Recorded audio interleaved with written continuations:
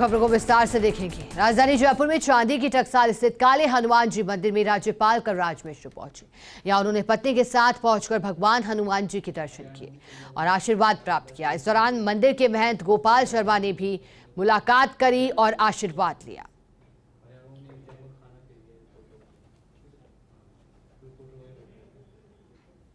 पूर्णिमा के उपलक्ष्य में द्वितीय दिन हमारे राजस्थान के महामहिम श्री कलराज जी मिश्र राज्यपाल पधारे ठिकाना चांदी की टकसाल में और यहाँ पूजा अर्चना की। साथ ही उन्होंने इस सावन मास के पवित्र अवसर पर और गुरु पूर्णिमा के शुभ अवसर पर श्री हनुमान जी महाराज से प्रदेश की समृद्धि वृद्धि सिद्धि के लिए और शांति के लिए प्रार्थना की। साथ ही हनुमान जी महाराज की पूजा अर्चना की। आरटीडीसी चेयरमैन धर्मेंद्र राठौड़ व देवस्थान विभाग मंत्री शकुंतला रावत ने एक प्रेस वार्ता की। पत्रकारों से बातचीत के दौरान आरटीडीसी चेयरमैन धर्मेंद्र राठौड़ ने कहा, हमारी सरकार धार्मिक स्थलों व मंदिरों के लिए महत्वपूर्ण कदम उठा रही है। पुष्कर में अभी जो विकास कार्य हमारी सरकार में हुए हैं वो आसानी से अब तक नहीं हो सके। पूरे राजस्थान में सिर्फ पुष्कर को ही पुष्कर विकास प्राधिकरण बनाया गया। पुष्कर के घाटों के लिए 80 करोड़ की वित्तीय स्वीकृति जारी की गई। ब्रह्मा मंदिर के जीर्णोद्धार के लिए केंद्र से स्वीकृति लेकर आए और श्रद्धालुओं के लिए रैंप बनवाने का कार्य किया। हमारा सपना है कि गोवर्धन की तर्ज पर परिक्रमा मार्ग बने और पुष्कर में महाकाल व बनारस से भी अच्छा विकास हो। राठौड़ ने कहा कि बुजुर्गों की परेशानी को देखते हुए ब्रह्मा मंदिर पर रैंप बनाने का कार्य किया। प्रेस वार्ता के दौरान उद्योग व देवस्थान विभाग मंत्री ने कहा कि मुख्यमंत्री ने धार्मिक स्थलों के लिए अच्छे फैसले लिए। मंदिर के पुजारियों का मानदेय बढ़ाया गया। ऐसा कोई मंदिर नहीं है जहां पूजा हो रही हो।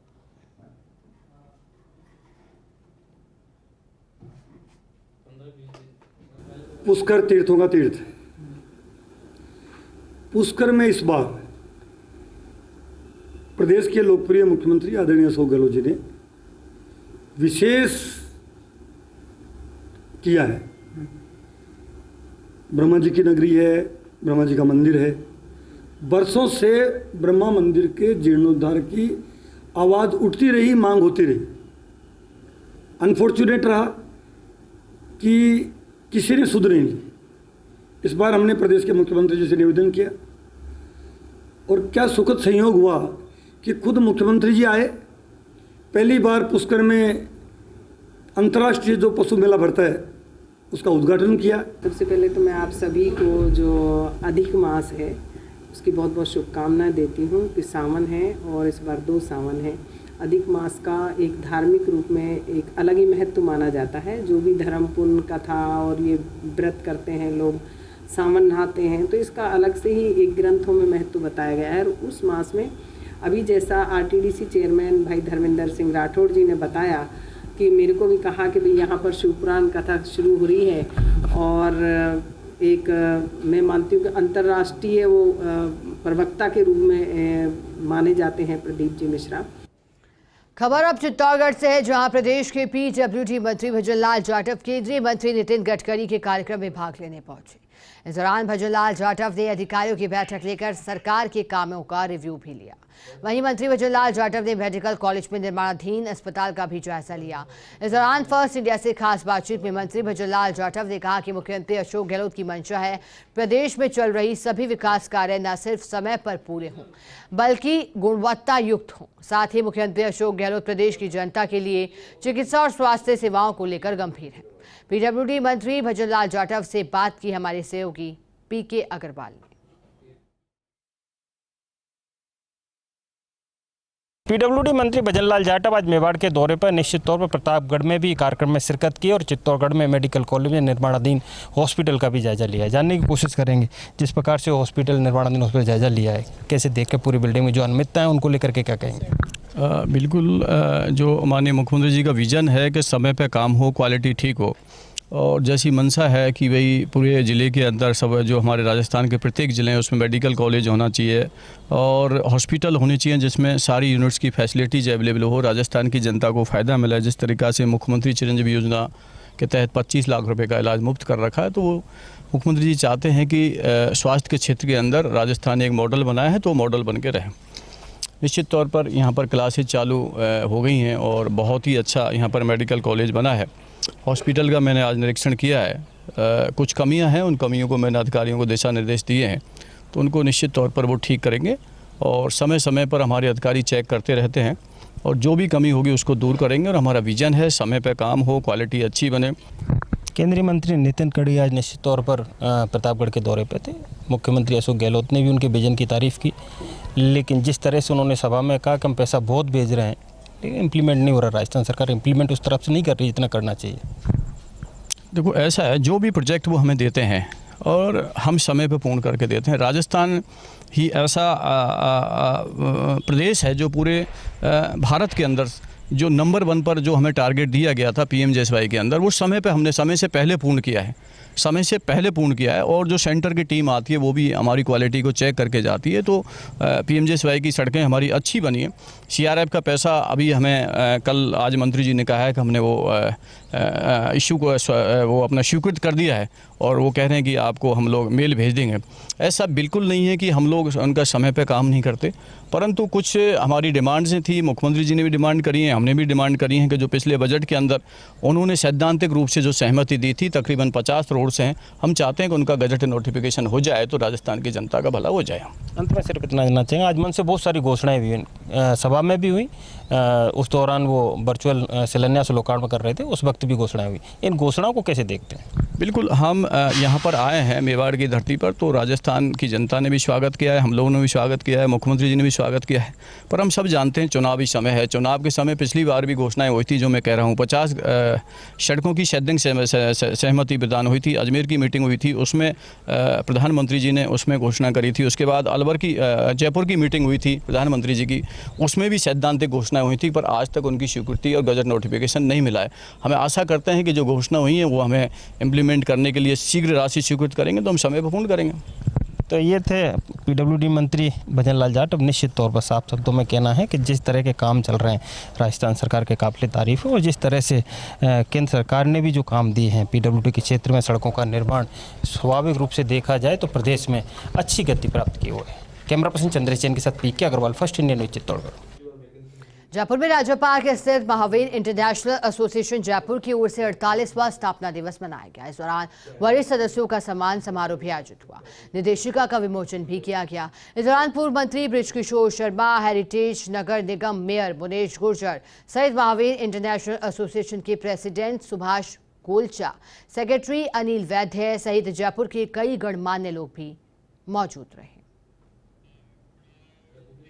खबर अब जयपुर से है, जहां तृतीय श्रेणी अध्यापक भर्ती परीक्षा से जुड़े प्रकरण में राजस्थान हाईकोर्ट में जस्टिस सुदेश बंसल की बेंच ने याचिकाकर्ताओं के कैंडिडेचर को रिजेक्ट नहीं करने के आदेश देते हुए अगली सुनवाई 13 जुलाई को रखी है। वहीं एडवोकेट रघुनंदन शर्मा ने याचिकाकर्ताओं की ओर से पैरवी करते हुए हाईकोर्ट को बताया कि अभ्यर्थी हैं जिन्होंने रीट 2022 में 82 अंक प्राप्त किए हैं, परंतु उनके अंक 82.5 अंक से कम थे। माध्यमिक शिक्षा बोर्ड ने 82 या 82.5 अंक से कम अंक वालों को रीट क्वालिफाइड प्रमाण पत्र जारी नहीं किए, जबकि सीटेट हरियाणा यूपी में ऐसे अभ्यर्थियों को रीट क्वालिफाइड प्रमाण पत्र जारी किया। इस संदर्भ में याचिकाकर्ताओं ने हाईकोर्ट में याचिका प्रस्तुत की है। याचिका के लंबित रहते कर्मचारी चयन बोर्ड ने भर्ती परीक्षा का विज्ञापन जारी कर दिया। बाद में हाईकोर्ट ने याचिकाकर्ताओं की भर्ती परीक्षा में आवेदन स्वीकारने के आदेश दिए थे।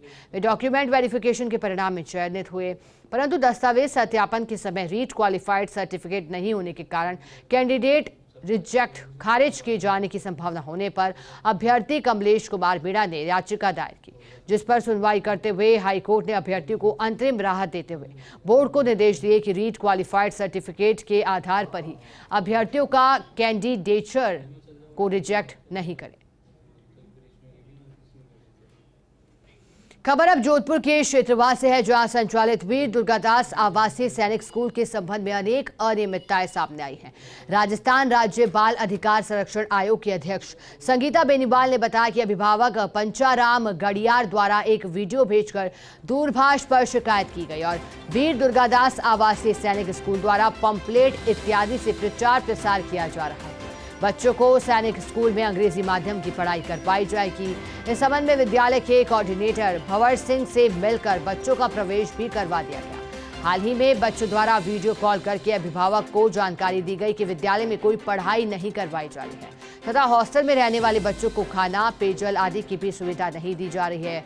बाल आयोग अध्यक्ष संगीता बेनीवाल ने प्रकरण को गंभीरता से लेते हुए संबंधित अधिकारियों को त्वरित जांच और बाल हित में कार्रवाई कर तथ्यात्मक रिपोर्ट आयोग कार्यालय को भिजवाने संबंधित निर्देश दिए। आयोग अध्यक्ष संगीता बेनीवाल ने कहा कि घटना अमानवीय है, इसके दोषियों के खिलाफ कठोर कार्रवाई की जाए।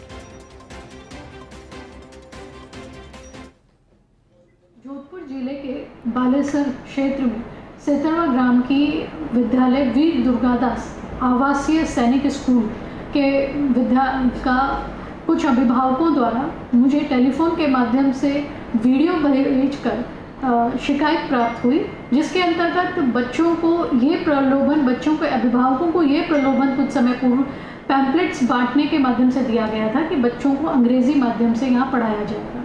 वनिस्पत इसके बच्चों द्वारा अपने अभिभावकों को वीडियो कॉल के माध्यम से बताया गया कि ना खान पान की उचित व्यवस्था है, ना बच्चों की सुरक्षा का कोई ध्यान रखा जा रहा है और ना ही बच्चों को शिक्षा दी जा रही है।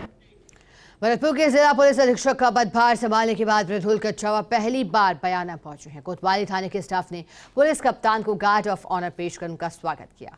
बयाना व्यापार महासंघ के पदाधिकारियों ने गुलदस्ता पेश कर एसपी का स्वागत किया। पत्रकारों से बातचीत के दौरान एसपी ने कानून व्यवस्था का मजबूती से पालन कराने का भरोसा भी दिलाया। अवैध खनन, अवैध शराब, जुए और सट्टे के कारोबार पर लगाम लगाने का क्षेत्र की जनता को आश्वासन दिलाया। अपराध में रोकथाम, वांछित अपराधी जो हैं वो गिरफ्तार हों, आम जनता को बेहतर पुलिसिंग न्याय मिले और सरलता से मिले। थानों पे उनकी जो पहुंच है, उनकी जो एक्सेसिबिलिटी है वो बेहतर हो और सभी हमारे पुलिसकर्मी जो हैं वो एक टीम के तौर पर साथ मिल करके एक अच्छा काम करें, अच्छी बेहतर पुलिसिंग जो है आम जनता को देने का हम प्रयास करें। भीलवाड़ा से बड़ी खबर आ रही है। 2 दिन नहीं मिलेगा भीलवाड़ा को पानी। चंबल की पेयजल आपूर्ति बाधित रहेगी। जन स्वास्थ्य अभियांत्रिकी विभाग ने 48 घंटे का शटडाउन लिया है। चंबल पेयजल परियोजना का शटडाउन रहेगा। 5 जुलाई सुबह 8 बजे से 7 जुलाई सुबह 8 बजे शटडाउन रहेगा। 48 घंटे रहेगा शटडाउन। चंबल की पाइपलाइन और आरोली फिल्टर प्लांट के मेंटेनेंस का कार्य होगा। मेंटेनेंस के कार्य के चलते कई बार पेयजल आपूर्ति बाधित रहती है और कुछ ऐसा ही दृश्य यहाँ भी भीलवाड़ा से खबर है। 48 घंटे के लिए पेयजल सप्लाई बाधित रहेगी, फिर सुचारू से कर दिया जाएगा, लेकिन 2 दिन जनता को परेशानियों का सामना करना पड़ सकता है। डॉक्टर BR अम्बेडकर विधि विश्वविद्यालय में कुलपति की नियुक्ति के विज्ञापन का मामले में जस्टिस सुदेश बंसल की एकलपीठ ने नोटिस जारी कर जवाब भी तलब कर दिया है। अदालत ने प्रमुख उच्च शिक्षा सचिव, चांसलर जरिए प्रमुख सचिव, सर्च कमेटी चेयरमैन और विश्वविद्यालय रजिस्ट्रार को नोटिस जारी कर जवाब तलब कर दिया। प्रोफेसर KB अग्रवाल की याचिका पर आदेश दिए गए।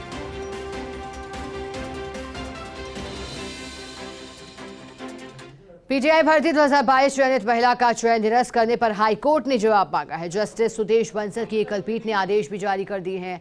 हाईकोर्ट ने शिक्षा सचिव, माध्यमिक शिक्षा निदेशक सहित कर्मचारी चयन बोर्ड से जवाब तलब किया है। याचिकाकर्ता प्रियंका बिश्नोई की याचिका पर आदेश दिए हैं।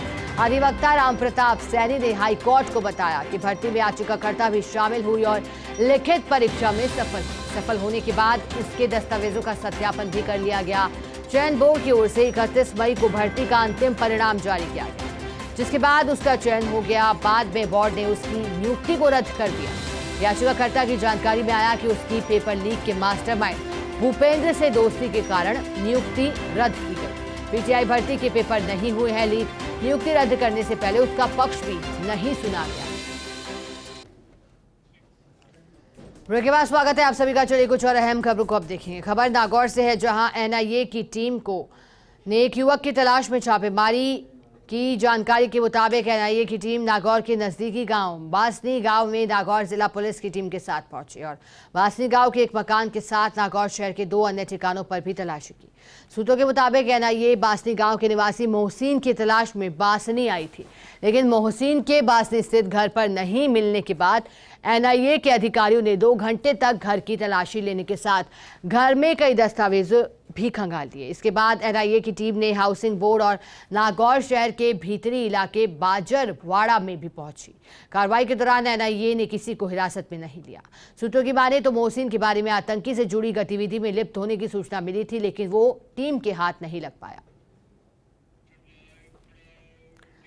खबर अब प्रतापगढ़ से है, जहां पुलिस ने छात्रा की अश्लील वीडियो को वायरल करने की धमकी देकर रुपये मांगने के मामले में नाबालिग सहित 2 को दबोचा है, जिनमें एक कोचिंग संस्थान का संचालक है। पुलिस अधीक्षक अमित कुमार ने बताया कि छात्रा ने कोतवाली थाने में प्रकरण दर्ज करवाया, जिसमें बताया कि उसे इंस्टाग्राम पर फर्जी अकाउंट से अश्लील फोटोग्राफ भेजे गए, जिसके बाद रुपये की मांग की और नहीं देने पर फोटो वायरल की धमकी दी गई। पुलिस ने इस पर मामला दर्ज कर लिया। वहीं साइबर सेल थाना प्रभारी गोपाल लाल चंदेल पुलिस टीम के साथ रुपये गए स्थान पर पहुंचे, लेकिन आरोपियों को इसकी भनक लग गई और वे फरार हो गए। इसके बाद धमोता थाना क्षेत्र के डलमू निवासी विश्वजीत सिंह राव को गिरफ्तार किया। वहीं एक नाबालिग को डिटेन किया गया। विश्वजीत सिंह राव कोचिंग क्लासेस का संचालन करता है।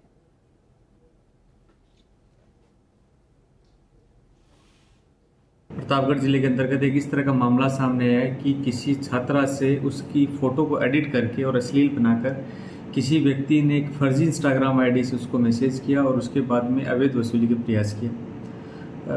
उस छात्रा द्वारा पुलिस कार्मिकों से परिवार के माध्यम से संपर्क किया गया और ये बात रखी गई। उसके बाद में पुलिस की टीम मौके पे पहुंची।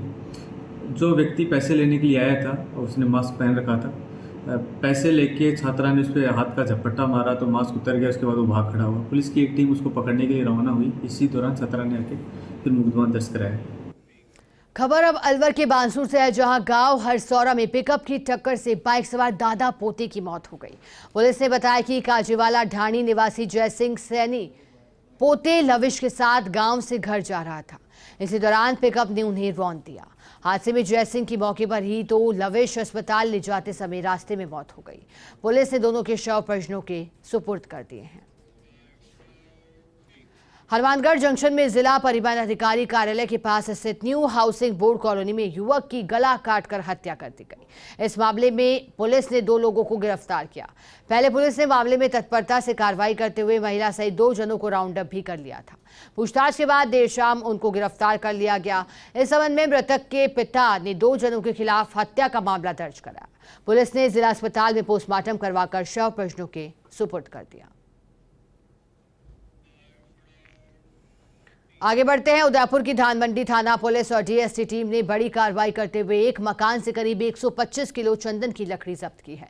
मुखबिर की सूचना पर पुलिस और डीएसपी टीम ने कहार बाड़ी क्षेत्र में मकान पर तपिश दी, जिसकी तलाशी के दौरान 125 किलो चंदन की लकड़ी बरामद हुई। हालांकि इस दौरान मकान में रहने वाले 3 भाई, जिनका नाम दिलावर, अंसार और अकरम है, फरार हो गए, जिनकी पुलिस तलाश में जुटी है। फिलहाल पुलिस मामले की पड़ताल कर रही है। 12 के अठरू में हवस के दरिंदे पिता की काली करतूत से इंसानियत को तार तार कर देने वाला मामला सामने आया, जहां कलयुगी पिता ने अपनी ही 13 वर्षीय मासूम बेटी को हवस का शिकार बनाया है। बाद में पिता की दरिंदगी से तंग आकर जब वह अर्जुन वाल्मीकि नाम के लड़के के साथ गई तो अर्जुन ने भी धर्म सिंह उर्फ धर्मा वाल्मीकि के साथ मिलकर अपनी हवस को बुझाया।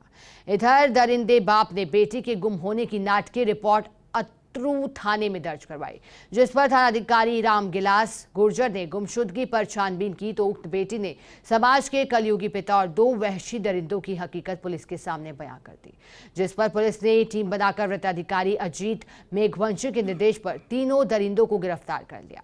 तीनों के खिलाफ पॉक्सो एक्ट में प्रकरण दर्ज है। पीड़िता का मेडिकल करवाकर उसे सखी केंद्र भेजा गया है। हनुमानगढ़ के रतनपुरा में ग्राम सेवा सहकारी समिति में करीब 450 किसानों के 20 करोड़ रुपए के गबन के मामले में प्रभावी कार्रवाई नहीं होने पर पीड़ितों में रोष व्याप्त है। अपनी राशि वापस लेने के लिए अधिकारियों से गुहार लगा रहे हैं। पीड़ितों ने जिला कलेक्टर रुक्मणी रियार से मिलकर भी अपनी फरियाद कर अपनी राशि वापस दिलाने की मांग की। इस मामले में आरोपी अभी जेल में हैं और अधिकारियों का कहना है कि आरोपी की जमीन को कुर्क किया गया है, मगर 7 महीने गुजरने के बावजूद पीड़ितों को उनकी राशि का भुगतान नहीं हो रहा है, जिससे परेशान पीड़ितों ने कहा कि जल्द उनकी राशि उनको नहीं मिली तो वे चक्का जाम और धरना प्रदर्शन करेंगे। इससे पूर्व भी अपनी जमा राशि वापस लेने के लिए पीड़ितों ने चक्का जाम और धरना प्रदर्शन किया था। मामला रतनपुरा ग्राम सेवा सहकारी समिति मिनी बैंक में घोटाला हुआ है। आज से 7 महीने हो गए। 20 करोड़ का घोटाला हुआ है और अभी तक ये कुछ नहीं हो रहा है। उसका ना कोई एक पैसा है वापिस किसानों का, गरीब किसान मजदूर का पैसा है। और जो आरोपी है वो अभी जेल के अंदर है। और हम बार बार यहाँ जिला कलेक्टर के और डीआर दफ्तर में चक्कर लगा रहे हैं, कोई सुनवाई नहीं कर रहा है।